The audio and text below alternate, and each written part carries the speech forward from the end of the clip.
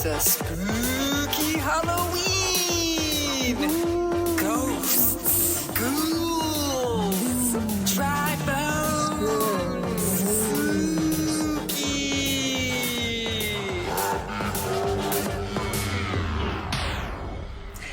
Well, hello. Hi. Hi. We're back. Yay. It's another podcast. Hello, Emily, Paul. Hello, Kimberly Tweed. I was really impressed last week's episode, Nightmare on Elm Street. If you haven't listened, you should, about our singing. And you wanted to go on, and I know that I wanted to stop because I was like, I can't sing this well for that long. You're like, it was great for a little small piece. Right. And now we're done. Yeah, we have to stop. I think we do well when we sing during the podcast. I know, I can't sing though. I've been told to sing quieter. Oh, I've been told before that I can't sing. Yeah. I've been told by my mother to sing quieter.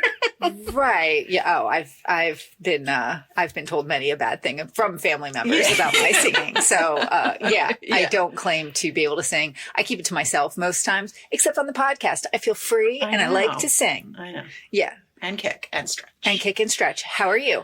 I'm good. Yeah. It's night. Yeah, guys, we're having a sleepover. We're going to have a sleepover and watch a spooky movie. I'm excited. Sure are. Yes. I feel like we should do this. Well, we're talking about later this month. We're going to have a little like Halloween party podcast. Yeah. You're not invited. Me? No, you, but them, they're not invited. Oh, no. They're invited to listen. Okay, you guys can listen, but you can't come and you can't have fun. Ha ha. You can't come to our party, but we would love to have you. Yeah. So what have you learned about this week, or what have you done this week? What have I learned about this week? Well, no, this week was very, very busy. I was running around. I do want to talk about something that happened to me this morning. Okay. So I went to the gym. Okay. As I do. Mm-hmm. And when I go to the gym, I go for one reason and one reason only, and that is to utilize the treadmills. Check out men. No. The gym that I go to is like a slum. It's like a slumlord gym. Yeah, you have gym. to catch people up on what the gym is all about. The gym is like a 24-hour gym. It's right by a police station. And no one ever works there. No one's ever there. And it's just dudes and young people. And I don't know that they clean it all the time. Right. And it's just not great. Like if you catch it at the wrong time of day, the trash cans are just overflowing with stuff. Okay. The way that they vacuum, they literally have a Roomba. On the floor, and it's just not great. No. It's not great. It's utilitarian. They have a Roomba in the gym? Yeah, like a little, the little guy, the little robot vacuum. Yeah. Yeah, that's what they have. That's how they vacuum. Huh. Yeah. Who sets it on? I don't know, Kim. I don't know. The ghost that works there. I have no idea. Okay. So I go to the gym, and it was the morning, and most of the treadmills were full. Okay. Except like I had like one or two to pick from. And you know, when you pick, it's like you try and get a buffer. Sure. So the one that I chose had a buffer on one side, but on the other side were two men, both walking. So I kind of was doing the math of maybe they're done. They're like on cool down. They're cooling down. They're cooling down. So I'll start my run and it'll be fine. The minute I get on the treadmill, immediately I smell a stink. Oh no. And it's a very particular stink. Oh no. It's a ball stink. Oh no. It's a dirty ball stink. Oh, see, I don't know how. I don't know. No, about you dirty know. Balls. If you smelled it, you'd be like, "Is that a pit? That's not a pit. It's a ball. That's a ball or two." Yeah. I assume they both stink. Right. Sure. So at this point, there's no turning back. Yeah. You know, I'm like, okay, I'm going to persevere. I'm going to run, and then. One of the, it's somebody on the left. It's one of these guys walking on the left. Walking old men. Hopefully they'll be done pretty soon and I'll be okay. Kim, I couldn't control my facial. Like it was so bad. I was literally making like faces while I was running. Okay. And I was thinking like, if anyone looks at me, they're going to just be like, what is wrong with this girl? Right. Because I'm making these faces. Is there like a wall of mirrors or anything? On the other side, but nobody's looking. Okay. So then the guy immediately next to me, he stops. Okay. And I'm like, okay, thank God. He leaves. Is he the most, the ball stink gets worse. It's the guy on the end. Oh, it's swafting all the way over to all you. the way over. Now I don't have a buffer guy. I used to have a buffer guy. Imagine what that guy was taking. Oh, man. So I'm like, okay. Now I'm just like angry. And I'm just thinking, this guy has got to stop. Mm-hmm. He does stop. And I'm like, thank God. but he's just taking a little break. He's not on a cool down walk. The walk is the exercise. Oh, yeah. He's drinking some Powerade or something in between. Okay. He's got to hydrate. Well, then I see a woman walk in and I'm just trying to make, and I see her that she's going to come over to the treadmills and there's only two to choose from, like a few to choose from over there. And I'm just trying to make eye contact with her to be like, don't do that one. But that doesn't happen. Pew, pew. Oh, I was going to do like a tilt of the head over. Right. Don't go to that one. Like over here. She does get on the bad treadmill. Okay. And never before have I felt my soul intertwine with a stranger as it did in that moment because I'm like, oh no, we're in the same world. Like what if she now she she knows. No. No. It's coming. It's definitely coming from that ball smell. You can tell what direction the smell is coming from. And it's and Kim, when I tell you it's distinctive stink ball. Okay. People listening know. Okay. They know. All right. But this guy was. And this poor woman next to me. And she did what I did. I'm thinking to myself, is she brave enough just to, because there were other treadmills on the other side that she could have gone to. Wrong with this one. Which, I mean, I kind of did that immediate math, but I didn't have much to choose from. Sure. No, she stopped. She stayed. She ran. And we were in it together. Wow. Yeah. It was crazy. But it made me angry. I was like, I feel like if I ever stink, and as you know, I don't stink that often. It's one of your superpowers. It is one of my superpowers. But if ever I do have a little bit of the BO, I know it. I smell it. You know, you smell it when you have BO. So that just makes me angry when there's somebody who has rank BO. Can't they tell? Do they not smell it? Are they nose blind? Probably. They're nose blind to the ball smell? Yeah. He probably went about his day. He probably didn't even do any. He probably went to the grocery store. He did lunges. Well, it was funny because when he would stop walking to drink his Powerade, the smell would stop. The smell would not be as bad. Because he wasn't going. Yeah. Yeah. Oh, God. Yeah. But when the lady was there, it did buffer it a little bit. But for me, so she was taking the full brunt. Yeah. I know. It's disgusting. I do have something to share. I just remembered. Is it about balls? No. It's about the fact that I'm now classified as a senior citizen. Oh, no. You knew I had to talk about it. You can't stop talking about it. Just tell the people and get it out of your freaking system. So this week, I had the day off on Tuesday. I was like, I'm going to go get my hair cut. They cut my hair. They blew it out. It was all cute, nice. And then I was like, I'm in this neighborhood. I'm going to go to the Goodwill. And I'm going to go to this other lovely thrift shop right around the corner. Sure. Went to the Goodwill, picked up some items, and got in line. And this lady was the cashier, and it was Tuesday. And she was just like, oh, are you 55 and older? And then she looks up at me and she goes, yeah, you are. And proceeds to give me whatever discount they give to senior citizens on Tuesdays. Okay. Guys, I need you to know this. Kim does not look like she's 55. I don't. Anywhere near. It's the woman. Okay. Okay, Kim, she's working at the Goodwill. I know. But I mean, she's looking at like faces but then all she day. proceeded to be like, and then I was like, actually, I'm not, but I will take the discount. Oh, she was like, I'm sorry. This is why I never try to guess with women. Like, she made a big deal about it, and the lines were long, and everybody was just like looking at me. She should have just given you the discount and moved on with the day and been like, I'm really sorry. I'm going to give you the discount. Yeah. So ever since then.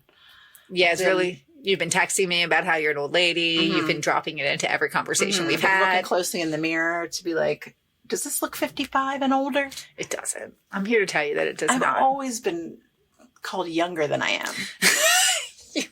I can't face the fact. I know. You're okay. You're okay. Can I bring up somebody I wanted to talk about too real fast? I mean, so this summer I've had a lot of loves. And one of my loves, Alexander Skarsgård. Oh, right. Yeah. He was doing a lot of press this summer because he had a show on Apple TV, which I watched. Of course you did. It was some kind of like robot show. I forget what Murderbot. That's what it was called. Okay. And I enjoyed it. Was he the robot? He was the Murderbot. And it's a real quick show. Like each episode is about 20 minutes. Okay. So I feel like my husband and I watched it in a weekend and we really enjoyed it. But he's been coming out. He did the podcast rounds. Sure. And he's been coming up, he's just been in my world a lot. And I'm not sad about it. No. I've loved him for a long time. Okay. Yeah. Okay. Go on. So when he's doing all of his podcasts, he was talking about this movie that he brought to like Cannes or whatever that film festival is. And that got a lot of buzz. And that movie is finally coming out. And I saw the preview for it this morning on my social media. Okay. Oh my God, Kim. What's it about? So this movie is about, it's him and it's the boy, I think it's the boy who plays Neville in Harry Potter. Yeah. And Alexander Skarsgård is like the head of a biker gang and they enter into like a BDSM relationship together. Oh dear. But it's not like how you're thinking. Neville Longbottom. Yes. I'm pretty sure that's him. You're going to look at it while we're at the thing. I'm pretty sure that's him. But oh my Lord. Hotsy totsy? Yes. Interesting. Yes. But not in the way, like, again, not in this crazy, overt, serious way that you would think. Oh, okay. More in like a fun, romantic comedy kind of way. Okay, I like that. So I'm very excited to watch it. And I bring it. Oh, go ahead. Oh, go ahead. I was going to say, I bring it up because it's kind of related to the movie that I've chosen for today. Okay, well then we'll stop there and we will move into the movie and see what's up. Are you ready? I don't know, but we'll find out. Okay.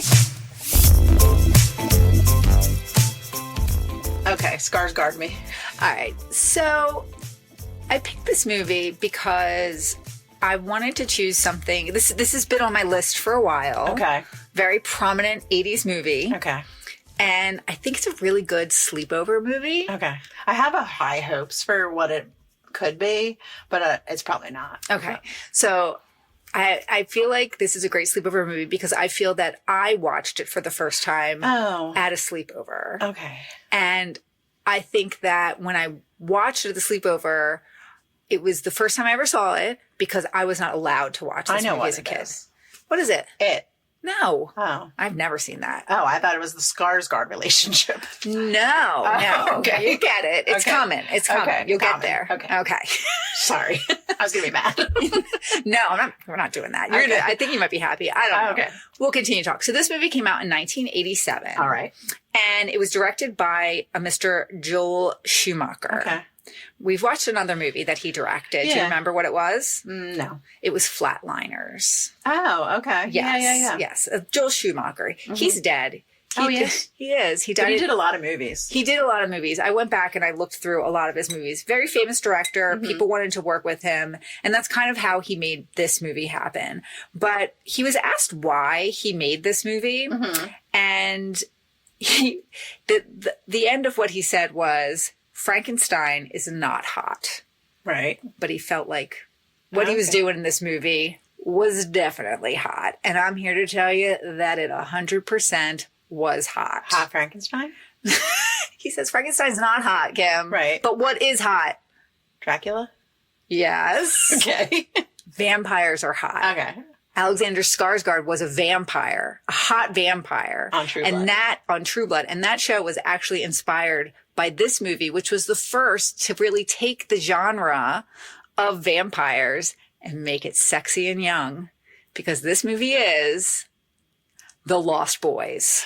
Oh, okay. I see where you're going. It was a winding road. It was. Here we are. I was like, how long can I really thought you'd get it a lot quicker. No. Okay. Well, you didn't, but it is. Now, what are your memories of this movie? I didn't see it till I was an adult.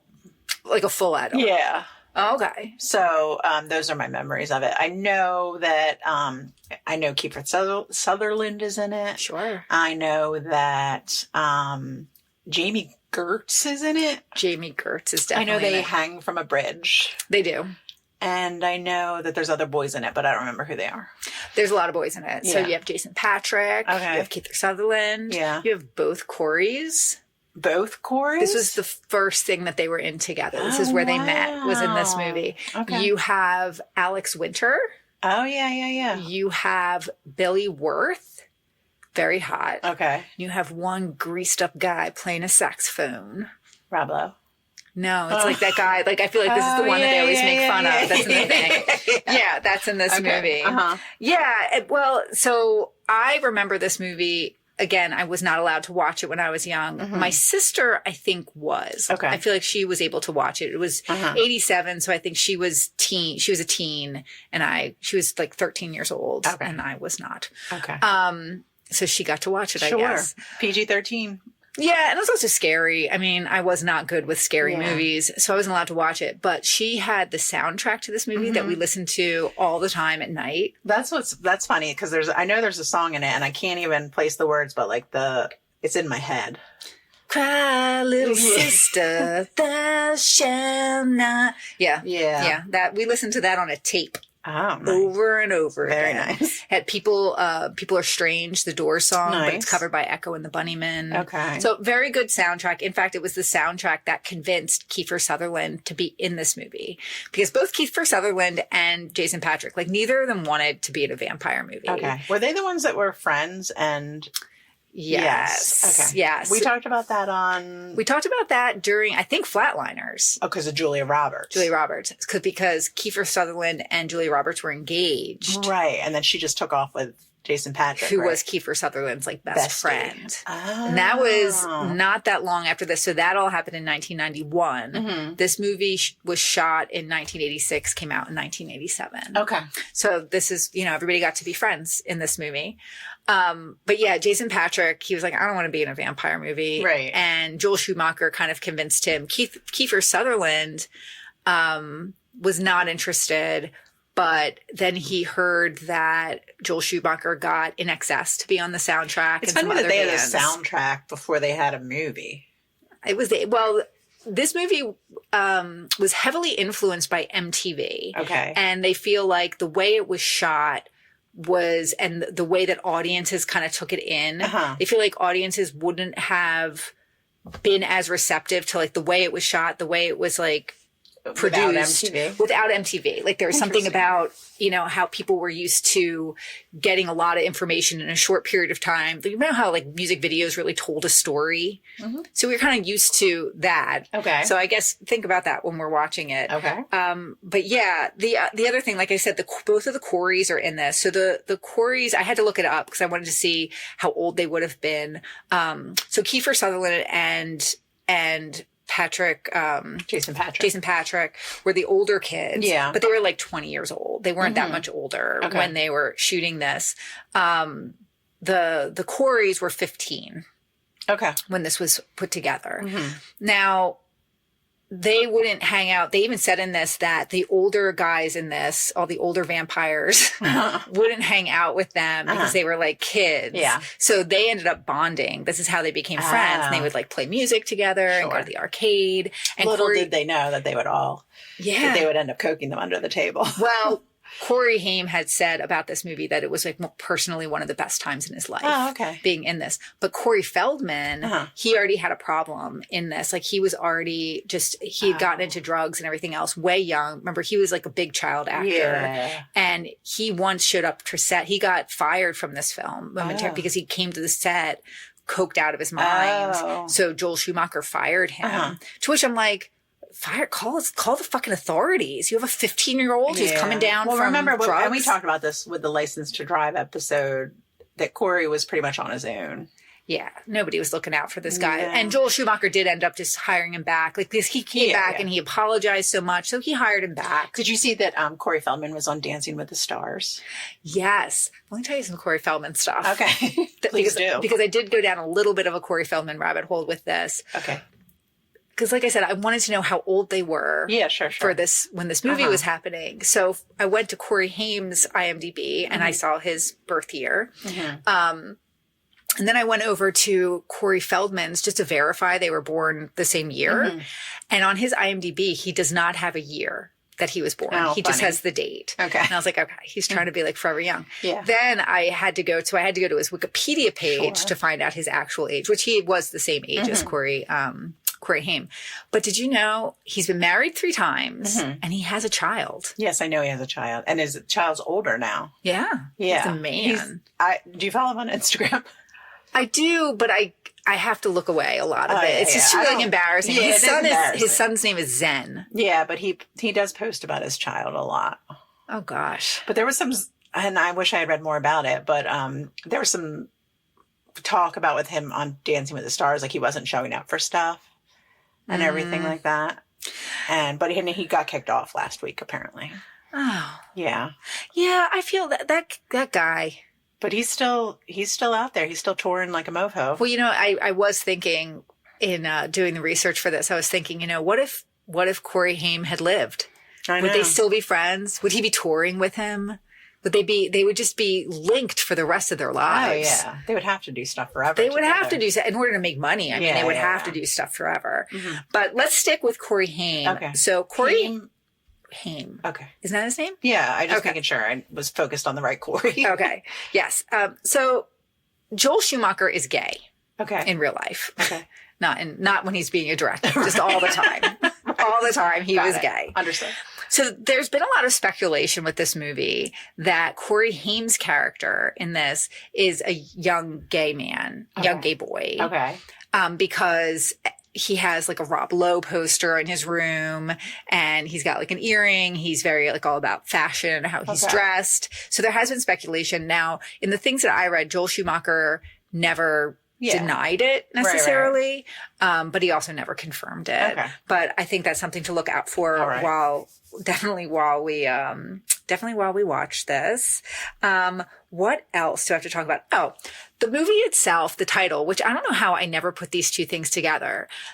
The movie title is a reference to Peter Pan. Mm-hmm. So the people who wrote it, it was a couple that wrote this movie. They started with this premise of, well, Peter Pan lives forever and he always stays young. It was actually inspired by the book, Anne Rice's book, Interview with a Vampire. So that was out back then. Because it was a book. It was a book. And they had read this. And you know how in that movie there's like the young girl who turns into a vampire young. So she's young forever. So they were thinking about this idea that Peter Pan was actually a vampire. Okay. And all the Lost Boys were actually vampires too. Sure. So they just stay young forever. And when this screenplay was originally written and when it was originally in production, they really were thinking that it was going to be almost like a sequel to the Goonies. Okay. And they wanted it to be like that age where you would have like 13-year-olds would be all of the main characters. Mm-hmm. And then there would be some like 8-year-olds in there. The Frog Brothers, which is like Corey Feldman and those people, would be like 8-year-olds. Okay. But they really did envision it as that. And they had a director on that was going to, that's what it was going to be. And then Joel Schumacher got involved and he was like, nope, they're going to be hot. Did it do well in the box office? It did. It did quite well. So it debuted at number 2 in the box office. The budget for this movie was $8.5 million and it earned just domestically $32.2 million. So it did quite well. It's everything that you want to have in a movie. It was shot in Santa Cruz, and in the movie, I think they refer to the town. They don't call it Santa Cruz; they call it like Santa Clara or something. But they refer to it as like the murder capital of the world. Okay. And Santa Cruz actually, it had several serial killers that were there, like Ed Kemper. Mm-hmm. That was where he was. A couple of other serial killers. They did a lot of murdering. California serial killers. A lot of murdering happened in that area. It seems like that town still really, it really embraces its connection to this movie. Okay. And they do a lot of stuff that's connected to it. There's a comic book store that's featured in this where they meet the Frog Brothers. Mm-hmm. You know how, so you do a lot of research on IMDb. Mm-hmm. You know how sometimes in a movie, it's very obvious that someone, I was going to say weirdo, but it's somebody who's very focused on a very specific thing, gets into the trivia and they post some very specific facts that you're like, nobody cares that they mention what order the Superman comic books are in. Right. But a lot of the comic book things, and there's like 5 different facts in there that's just about the guy who owns the comic book store, where that is, and how that guy's in this movie and how that guy still does all of this stuff with the movie there. And I'm like, that guy totally went on here and wrote all of these facts. Yeah. I'm still here, guys. I'm still here. I'm still here. I'm right here. Yeah.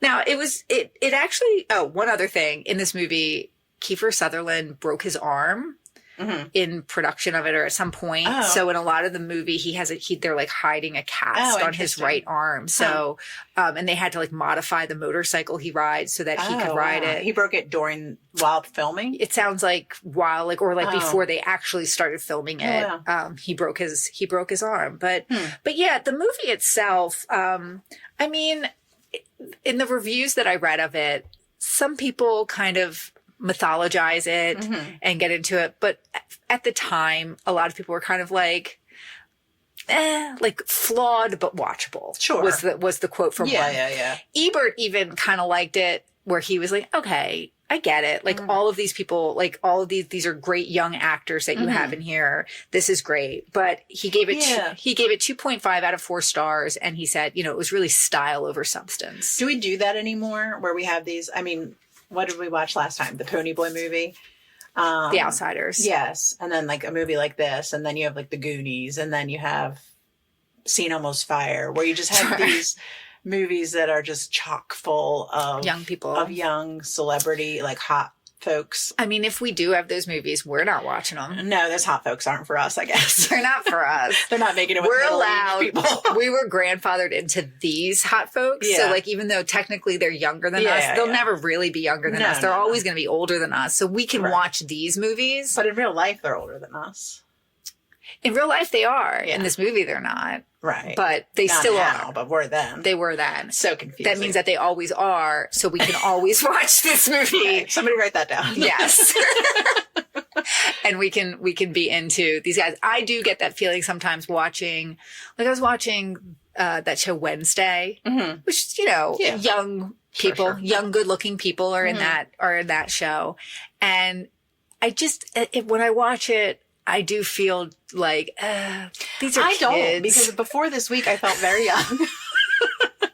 Forever young. That's right. I want to be. I watched The Summer I Turned Pretty, and I feel like I am peers with those folks. I'm living the same life as them. Okay. So yeah, maybe it's me. Maybe I'm the problem. I mean, I think it might be. Yeah. Yeah. But it's okay. Like, this movie we're allowed to watch. We're allowed to watch every movie and love it. Okay. You can watch whatever you want and you can love it. It's fine. It's totally fine. Let's talk about Keifer Sutherland. Let's. I really remember when I saw this movie, he was, for me, the standout. I don't think he's that handsome. Really? Yeah. Okay. It's funny. He has a twin sister. Okay. Didn't work on her face. No. Poor girl. The genetics didn't work on her face. When you see that where it's like, oh, they're definitely siblings. And it's a little too much Donald Sutherland. Yeah. Yeah. Rest in peace. Rest in peace. What does Keifer do these days? Remember he sang a song. Didn't we listen to him singing a song? Oh, yeah. I hope that wasn't recent. Because the only other movie we watched with him was Flatliners, which is funny because both Joel Schumacher movies. That's the only other one we watched with him? I think so. I can't think of any other movie with him in it. He was the 24 guy. He was the 24 guy, which I was very into the first season of 24. I was. I lived in, it was, in my mind, it's very locked in with this brief moment that I lived in California. And that show was in, and it was like, I'm going to watch this show every week. Yeah. So I was definitely into that. I don't know what he's up to. I mean, I feel like he's still working. Is he? They haven't put him any movies. I feel like a lot of these guys, they really do need the Tarantino treatment. I watched, the other night I watched this game show. They've come out with some wild game shows. I don't know. They have to. It's like, we're like Japan now. They I know. Just do I don't know crazy if you've seen the game show experience these days, but it's crazy. And I watched one that Rob Lowe hosts. He hosts a game show? Yes. Good for him. He's just working. I know. And he looks great. He does. His wife's like, get out there. Yeah. Keep going. Do it. Stay out of the house. Right. And he's all charming and nice. I know. Yeah. Good for him. He must be very, very kind and nice and whenever I see someone like that who's just continually working for many years, always has something going on. And who stays very young looking, you think it's because of kindness, like Paul Rudd. Paul Rudd and Rob Lowe, they're just such kind people that they're just like, let's make them beautiful forever. Yes. Like That's what I thought I had.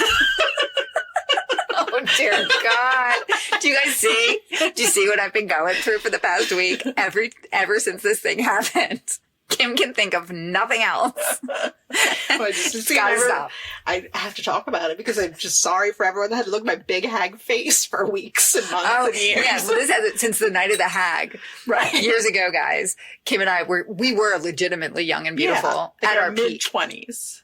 Yes, I mean we were prime. Right. Doesn't prime. get better than that. Yeah, we were, and someone we knew called us hags. Yes. And we were so mad that whole night. We couldn't and for years later, we were still talking I'm about still it. mad about it.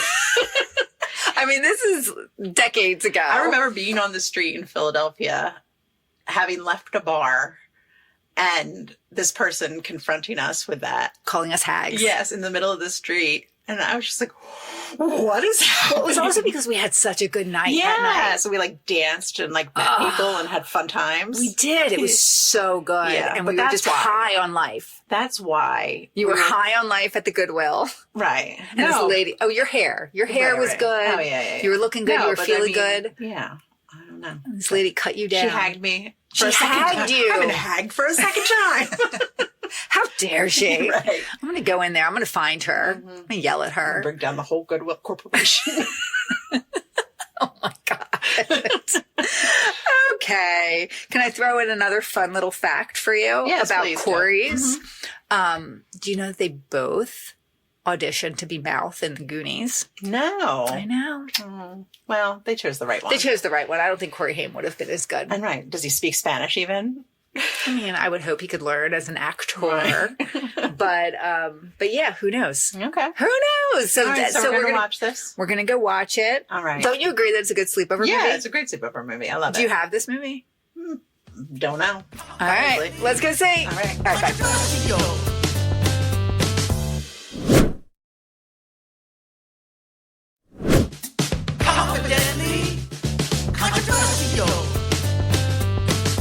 Okay. We're back. Yeah. Oh my gosh. Guys, we watched the movie Uh-huh. and then we slept. Fell asleep. We fell asleep. Yeah. Because we can't stay up that So late. the second part of the podcast is us telling you we don't remember anything about it, and you're just gonna have to deal with it. You're just going to have to deal with it. And that was my dog. That was your dog. He was making a little introduction on the pod. Yeah. Welcome, Ozzy, to the pod. All right. So let's talk about this movie. I mean, I got to say, I enjoyed it. You did? I did. I 100% agree with Roger Ebert. Of course. It is style over substance. Uh-huh. There's not a lot there. No, and I feel like that was my thing. Is I kept waiting for the story to start or something like that. I feel like I was thinking about what you said about the music video aspect of it. And I felt like it was a lot of little vignettes that were meant to look cool. And they do. Yeah. Yeah. But then at the same time, you're just okay, there's the through line story is very light. Yeah. They don't, there's not a lot of character development. There's no explanation of what types of vampires these are, what their vampire rules are. No, very little explanation of the rules, very little getting into any kind of backstory in terms of who were these people before they became vampires? Yeah. Even with the main guy, Jason Patrick, who, wow, guys, that guy, He's doing it. he's doing it. Yeah. He is so hot. But anyway, even with that guy, he falls in love with the girl, Star, immediately. Right. And there's just no development of their story. No, they're just in love off the hook. Right. It's really just a story about a lot of good looking people. Hanging around each other. And it does look cool because there's a carousel and there's a weird lair type dungeon place, which I was totally. Oh, I got a stutter. Totally. I got a stutter. I'm sorry. It's okay. I've never done that before. It's all that caffeine. Yeah. Very much Lost Boys. Oh, yeah. And now I never put two and two together with that until reading about it. But it is very Lost Boys. Yeah, their whole dungeon lair thing is very fabric-y and, it's... Yeah, it's very ethereal. stylized. And even having the one girl, it's Wendy. Yeah. They have the one girl, a kid. Yeah, it's very Lost Boys. And even the way that they act and they run around. Yeah. They are just, Lost Boys. They're Lost Boys. Very hot Lost Boys. Yes, and they have a large tribute to Jim Morrison in their lair as well. Which is funny to me because it's the only thing. It is the only thing. And it's funny to me that they called out the Corey Haim character for having a picture of Rob Lowe on their wall. Right. But these vampires, they have a giant picture of Jim Morrison half naked, and it's not a big deal. Right. And let's for a second talk about Corey Haim, because I see what they're saying. Yeah. I mean, he dresses very flamboyantly. Yes. throughout. He has a Vidal Sassoon bathrobe. Yes. He's wearing a lot of like artsy patterns, Yes. big shirts. Yes. He's got a lot of style. But I think that is meant to convey that he comes from someplace else. He comes from, yes, he's an different outsider from them. He is. And he's still like unique and has his own thing. I also feel like, yes. Is there a big poster of Rob Lowe on his closet? With his tummy hanging With out? his tummy hanging out. Yes, 100%. Uh-huh. But on the other wall is a big poster of the movie Reform Schoolgirls. And a large photo of Molly Ringwald. Right. So we're forgetting these other things. Yeah. He does wear a shirt that says Born to Shop. He does wear a shirt that says Born to Shop. But who wasn't? 100%. So like, I definitely feel as if, again, I'd be interested in learning more about his character, but this movie is not about telling you anything about There's no any backstories to No. any of these We folks. don't need to know We about established any of them. that Jason Patrick, Michael. They say Michael. That is one of the facts about this movie, is that someone counted the amount of times they say the word Michael in this, and it's like a crazy amount. It's like 200 something times. And Keifer Sutherland does not talk that much in this whole movie. No, but he says Michael. Most of his dialogue is Michael. Most of his and he says it nice. I like how he says it. Like Michael. he's like Michael. Like the way he says it is good. Yeah. But it is most of the things he's saying. Yeah, now that you know that fact, you should watch that movie just knowing that fact, and it will change the way you watch it. Because I feel like, even and with closed captioning on, especially, because for our old lady ears, it's just like Michael. Yes. Oh, 100%. And yeah, you couldn't do a Michael drinking game on this. No, you die. You die. Sure. You should never do that. Yeah. Well, let's explain. Let me just kind of run through the plot of this. If you can, then do it. I'm going to try because, like I said, there's not a lot going on. So I feel like it'll be pretty quick. Essentially, you have Jason Patrick, Michael, and his brother, who's Corey Haim. And I don't remember his name. I don't remember his name either. But they are from Phoenix, Arizona. Sure. And they're moving from Phoenix, Arizona with their mom, who is Diane Wiest, Right. to Santa Clara, California. Right? Santa Clara, California. Santa Carla, California, which when you get there, there's a big billboard that says murder capital of the world. And there's all these like, I don't think they're advertising. I think it's graffiti. It's graffiti. They're not like, welcome to the murder capital of the world. Their Chamber of Commerce is investing in that billboard. No, but you see, they do like a montage of all the people, and it's really focusing on like a lot of punk-looking people. Very counterculture. Everyone was afraid of counterculture in the 80s. Right. So like, this place must be bad. There must be a lot of murders because there's a lot of people with different colored hair here. And spikes. And spikes. Denim and leather. And yeah. So that is the thing. And they're just driving through the town, and they're going there because Diane Wiest has gotten a divorce, and they're going to live with her dad. And we don't hear about the dad at all that they got divorced from. There's one comment where the grandpa says to Diane Wiest, like, you're the only person in the world who could get divorced and end up worse off because of it. Like, I guess what he's saying is like, you didn't get a good settlement, or like, no one's taking care of you. Right. I don't know. Yeah, I mean, we're meant to believe that Phoenix is like the end all be all place to live too. Like, they're like real sad. I mean, what do you know? Have you been? No, have you been? I haven't. I'm sure Phoenix is lovely. Maybe it's amazing. They got this kid dressing in all like art. He like looks like he you know who he dresses like? Well, not exactly, but it's very much like David in Schitt's Creek. David Rose, yeah. Right, where he's just, all of his outfits are just very 80s art. I feel Keith Haring. Yeah. Very Hollywood. Very Hollywood. He's wearing clashing prints of things, big shoulders. Right, lots of t-shirts with people on them, like designs of people on them or something in bold colors. Right, so they get to Santa Carla. And immediately, like, the main thing there is this boardwalk. That's where everyone hangs out. Yes. And I did enjoy, like, again, those scenes look great. Mm-hmm. There's like all these people. Lights and screaming. They're doing ear piercings just out in the open. Yeah. That's the way it used to be. Oh, yeah. I went to the piercing pagoda. Not even the piercing pagoda. Like, remember Swirled World? Oh, yeah. You just get you just walk in there. Here's $5. Put a hole in me. Yeah, that's right. The way it was. Yep, abso-freaking-lutely. So yeah, it's very cool looking. And Diane Weiss gets a job at a video store with Mike, what's his name? Edward Herman, who we've determined has been in the most movies of all the movies we watched. Yeah, he was in The Electric Grandmother. He was also in Overboard. He was in something else. Was he in something else? I'm pretty sure. Okay. But anyway, I feel like he's been in a lot of things. He's just there. Just doing his, he's very tall. Very tall. Yeah. Doing his thing. Yeah. And in this, it's funny because he's like dressed like kind of like Max Headroomy. He's very 80s. Yeah. And right away, he's flirty with the mom. Right. Right away. Mm-hmm. He likes her. So great. She gets a job, but on the boardwalk, you meet the Lost Boys. Right. And they're like the bad boys, and the cops like, get out of here. Right. We don't need your kind around here. But then did they fascinate that cop? Because then he like kicked the other people out?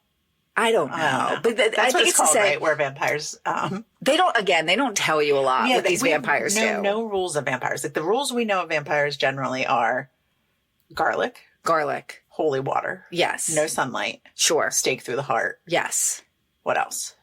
You can't come in without being invited. Right. You have to sleep in a coffin at night. Yes. You can't eat. You don't eat. Usually vampires don't eat except for blood. You crave the blood. Right. Yeah, those are usually the things. But like sometimes these rules apply to these vampires. Sometimes they don't. Yeah, it doesn't really make a lot of sense. So right away, Michael sees this girl. Well, they're at a first. Okay, hold on, wait. They're at a concert on the beach, and that is where that sweaty sax guy is, just living it up in his panties. He's got like the panties over the spandex. Oh, he has spandex on. He had like some sort of chain necklace on, a ponytail, half pony, and then he gets killed later, right? Did he? I think. When? Later. I don't think that happened. But anyway, you quickly find out that these, the Keifer Sutherland is the head of these really hot, mulleted, like rock and roll looking vampires. Because that's what they look like. Yeah. They're just punk. They look, I guess, for outward appearances, they're just like punk kids. Alex Winter has his like Bill and Ted hair on top. Very tight curl. Right. But then at the back, they like clearly like fasten some weave onto it. They're like, we need this kid. They're like, all the Lost Boys have mullets. Right. And we're going to come hell or high water. Yeah. You're getting a mullet. Right. But it's like partially like a straight mullet. Yeah, it doesn't work. It doesn't work. Yeah. Everybody else has got like some cool hair going on. I feel like they grew themselves. Yeah. I feel like Alex Winter, they were just like, oh. Oh yeah. Keifer Sutherland has the awesome blonde mullet. Like shaved on the side kind of thing. Yeah. He's looking good. And the other one has like a long, like hair metal hair. It's good. Oh, it's really good. Yeah. I like that. And then you have Jason Patrick, who has the mane of The Dreams Are Made Of. That guy. And the eyes. Yeah, he's a very handsome man. And Emily and I, like, that's probably what we talked about the most. Is like, how did this guy get famous? Was it this movie? And then what happened to him? Like, he had no big moment. No. But I feel like he's very well known. I think because of this movie. Or because of, like, the Julia Roberts thing? Well, no, I feel like he was famous, because of this movie. There was the movie before this that we talked about, Solar Babies. Emily, you keep bringing this movie up. No one's heard of this. Everyone knows Solar Babies. We're going to watch it. Wait till the day we watch Solar Babies. I'll be mad. Just know. But Jamie Gertz is in there. We also determined that when Julia Roberts came on the scene, Jamie Gertz lost all of her roles. Yeah. Because she looks just like Julia Roberts. Right. But everyone liked Julia Roberts more, I guess. Like, oh, we like the red hair. She's a little bit taller, probably Julia Roberts. Maybe she's nicer. I always go to that too. Yeah. I don't know. But yeah, Jason Patrick, so freaking handsome. Yeah. But yet he didn't really have much more after this. Right. Yeah. Okay. All right. So what happens next? So where was I? Okay. So he meets Star on the boardwalk. They like she's like kind of getting him to follow her. And that he ends up like the first night she gets on the back of the bike with Keifer Sutherland and she goes away. Do you think that she's meant to do you think that's her job to like lure in? Well, I think yes, I think partially that. But I also think that like, there's a part of her that like she was obviously very attracted to Jason Patrick, but then Michael, but then Keifer Sutherland was like, because doesn't she say that later? Like, he wanted me, you were supposed to be my first. Oh, because, right. Because, okay, this is a rule in this movie. So the rule is that you're only a the half way, vampire. yes. So the next night, he finds her, or she finds him, Jason Patrick, and he wants to continue hanging out and ends up like getting in a drag race on motorcycles with Keifer Sutherland. Yeah. And then he gets to go back to the Lost Boy Cave. Sure. That's a hotel that's sunk into the ground during a thing, which is very aesthetically cool. Mm-hmm. Like, I think the whole thing's very cool. Mm-hmm. And they're all they smoke some weed or something, and then Keifer Sutherland like does some like vampire mind trick and gets him to see things that aren't there. Like they're eating rice, and he's like, "You're eating maggots, Michael." And he looks down and it's all maggots. Right. And then like the noodles seem like they're worms. Right. But then I don't understand, like, is that him fascinating, getting in his head? Yeah. Is that how it works? Yeah. Okay. Mm-hmm. And then they pass around this like bejeweled bottle. Right. That's like a bejeweled wine bottle. And they inexplicably all have Chinese food. Yeah, where did it come from? Did they deliver there? Some Chinese food guy was like, "Oh, is this the right place?" But also, like, I don't think that they don't eat, right? They just but these ones do, because Keifer Sutherland was eating the noodles. Yes. Oh. You see him eat the noodles. Okay. Yeah.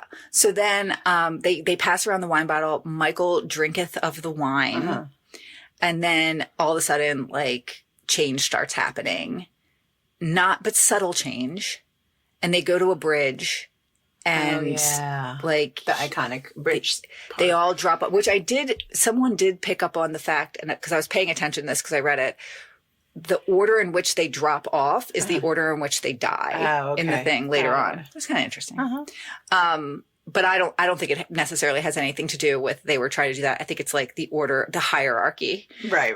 Yeah. Because Alex Winter, like we said, his hair's the worst. He died first. Yeah. I don't think, but I felt like he was more integral in the vampire brigade than the other two. Really? I do. Just because he was in Bill and Ted? Yeah, because I recognized him. Yeah, I don't understand what was happening. But yeah, anyway, he drinks the wine and all of a sudden he comes home and like he sleeps like all day and he has to wear sunglasses. Mm-hmm. But it's like pretty subtle. He can still be out in the sun. Yeah, he just has to wear sunglasses because his eyes are very sensitive. But he can still be out, but he's definitely like feeling kind of weird. And then he's like stalking on his brother a little bit. His brother's in the shower and he's going to like, this hunger takes over him. Yeah, this hunger takes over him. And then their dog attacks him. Uh-huh. And then he's flying outside the window. But what we find out is that like he's a half vampire and you don't become a full vampire until you actually like kill someone. Right. So like he drank David, who is Keifer Sutherland's blood. And so he's the same level of vampire as Star and a little boy. Well, no, because we find out later the little boy's full vampire. Don't we? Why? Because remember he like he turns. Like, but so does Michael. They all can turn. Okay. But they just haven't. All right. Yeah, I don't. Kim, okay. As we established. All right. There's no real rules in this. No. And it doesn't make sense. I don't like when they fully vamp out in this and they get the weird forehead. It's like Botox, like severe Botox. Yeah, I don't like it. It's like a very like tight facelift and their like bones protrude. Yeah, I don't like it. I think that it should have been more subtle. Oh, I like it. Just keep the eyes. I think it's good. I mean, you want them to be like different? Yeah. I didn't like Keifer Sutherland's bat feet. No. When they're like pig bat feet. They sleep at night. They hang off of the rafters. From their long toesies. Yeah. Oh, we didn't even talk about the Frog Brothers. No. There was something else I want to talk about, though. Okay. Well, I'm going to talk about the Frog Brothers while you think about it. The Frog Brothers are Corey Haim and his brother Edgar and Alan Frog. Mm-hmm. Get it? Edgar Allan.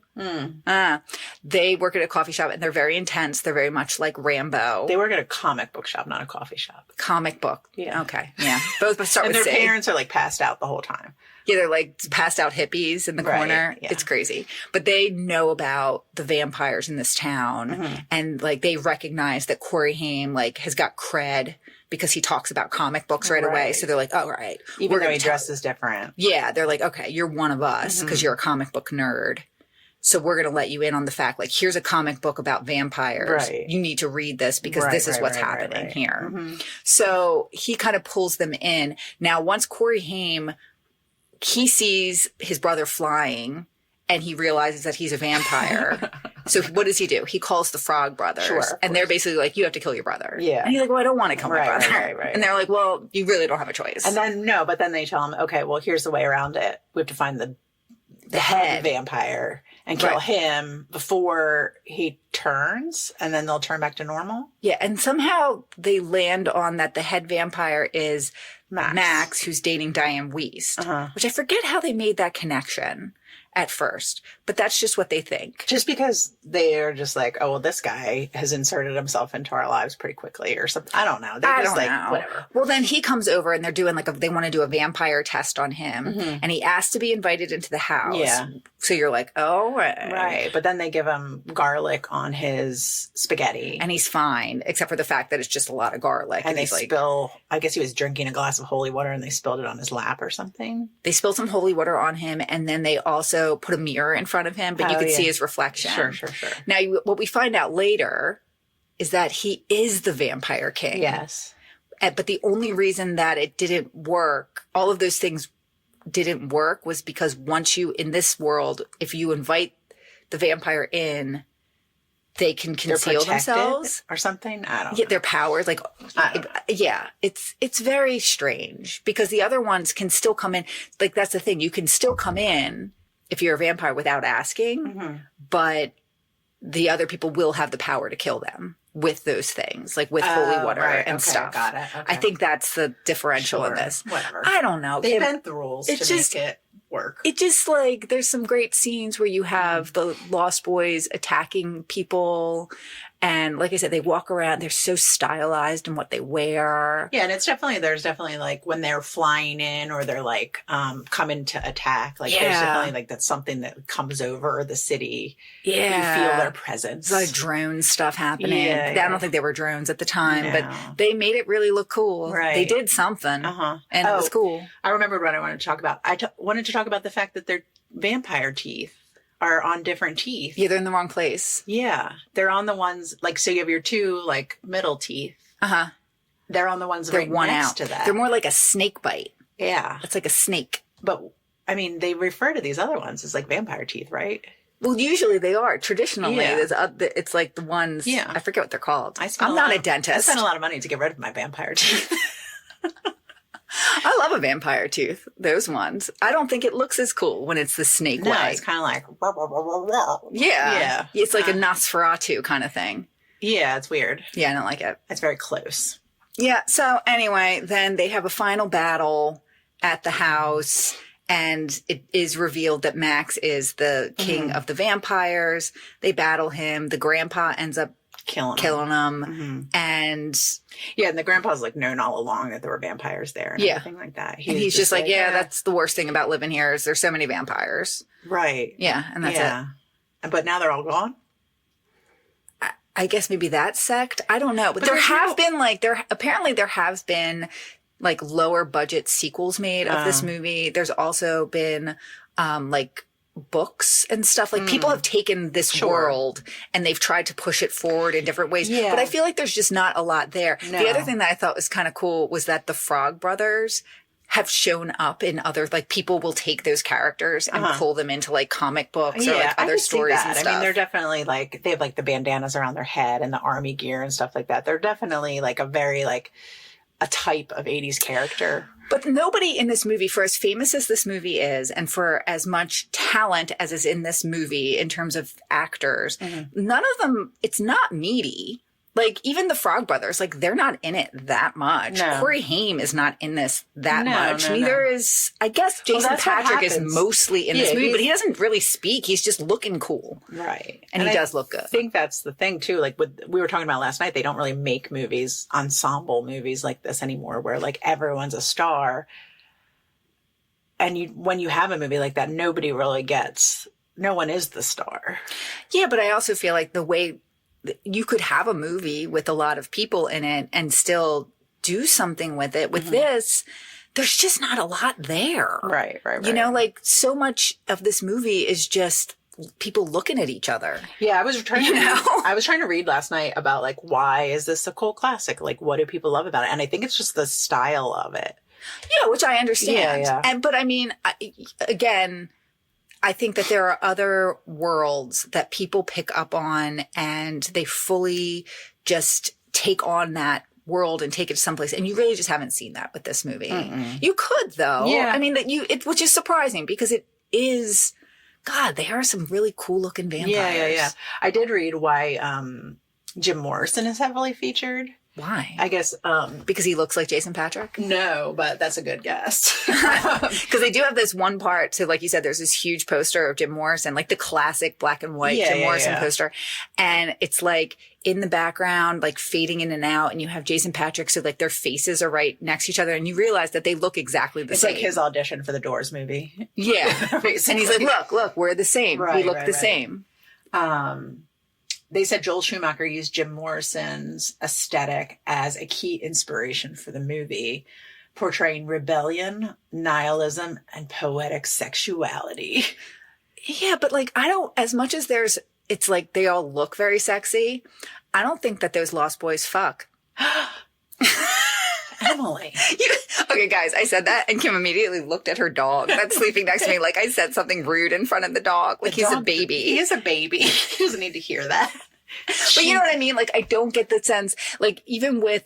They're not sexy. They don't have sex. Like, I feel like they are little boys. They're sexy. They're not sexual. They're not sexual. Because at some point, Star and Michael, they do it. Oh, yeah. Oh, yeah. They do. They do. It's very dramatic. But Someone else is dead. You get the, even though it kind of seems like in the beginning when you first meet Star, she's with Keifer Sutherland. It doesn't seem like she's actually, there's no sex happening I think there. the only bonding is that she probably drank his blood and he turned her. So again, it's like, it does seem like Peter Pan. She's Wendy. She's the person that they're bringing in to be the femininity, the big, and that's in the story of the Lost Boys. That's why they get Wendy. They need a mom. So they get Wendy. So it's like they need a mom. They got her. And that's kind of backed up in the fact that you have this little kid hanging around Laddie who have no explanation for it, except at one point you see his face on a milk carton that he's missing. Yeah. And she is treating him like she's his mom. Yeah. Like she's very much taking care of him. So I feel like that's why they brought her in, not necessarily to have sex with her, but just to be like the mom. Right. Or like the female presence there. And even Max says that when he's talking, because he truly does like Diane Wiest and he still wants to bring her in. And you find out that his big plan was that they were going to they turned Michael. And then they were going to turn the Corey Haim so that then the mom had, like, she would then turn be the mother forever and be the mother because he was like, the boys need a mother. So we're going to bring her in, which is definitely the theme in Peter. That's the story of Peter Pan. So, and I mean, that is at the heart of Peter Pan as well. Like this thing of not wanting to grow up, like being at the edge of adolescence and not wanting to take that next step. Which in the original, like J.M. Barrie thing, it's very much about like going from being a little kid to being like, you know, going through puberty and being more of an adult. So like Wendy is at that cusp, and like Peter Pan's he's never gonna be like, she's into him in that thing. Yeah. But like Peter Pan's not into Wendy. He's not sexual. He's never right. Peter Pan doesn't fuck. No, Peter Pan doesn't fuck. So he's not interested in, but you know what I mean? Like, that's true. Like, he's not, and that's a tension in Peter Pan, is that you have Tinkerbell and you have Wendy, that they like Peter Pan that. Yeah. Peter Pan's never interested. Because he's a little boy and he's always going to be a little boy. Oh, yeah. And I think that's the same thing with this. You have these guys who they're always going to be this like young thing. But they don't want to go to that next level. Okay. They're not interested in it. All right. Well, we watched it. We did. I liked it. Yeah, it was good. I mean, it's a good Halloween movie. It's but it's fine.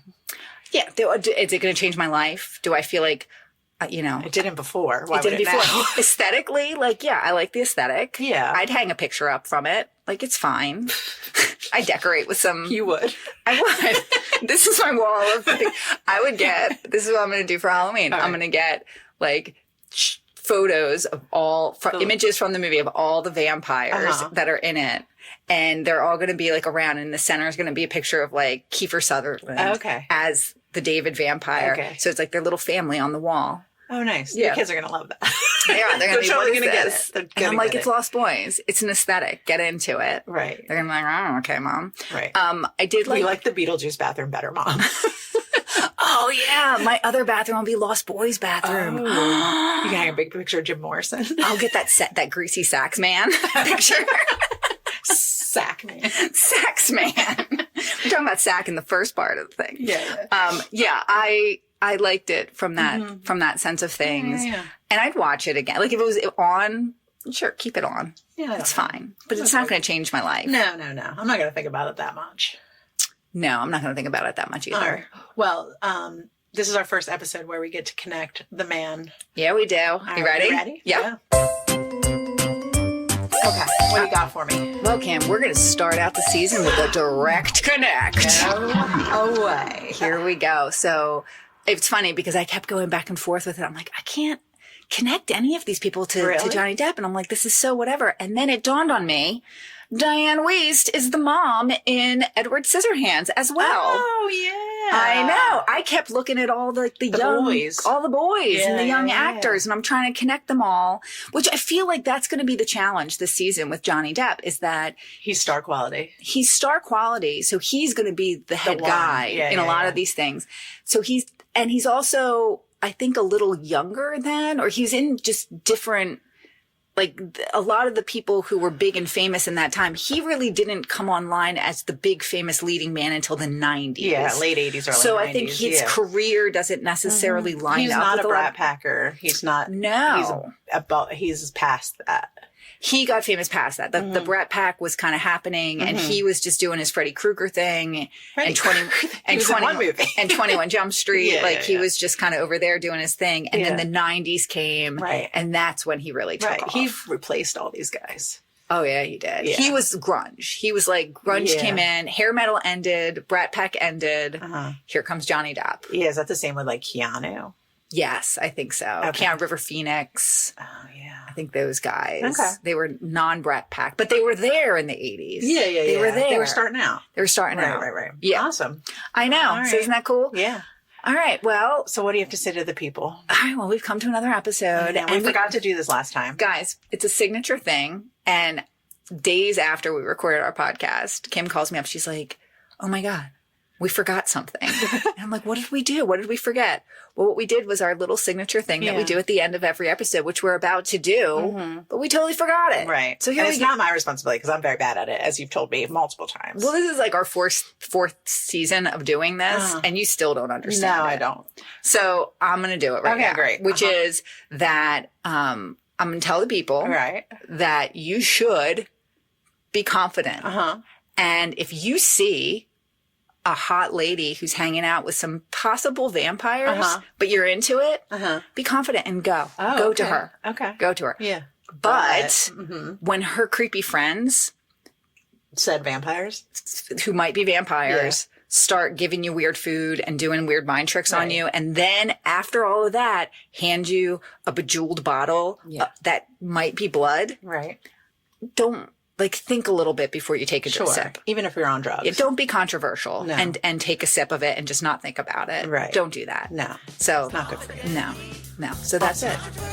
All right. Well, thank you guys. We love you. We love you. Bye. Controversial. Confidently controversial.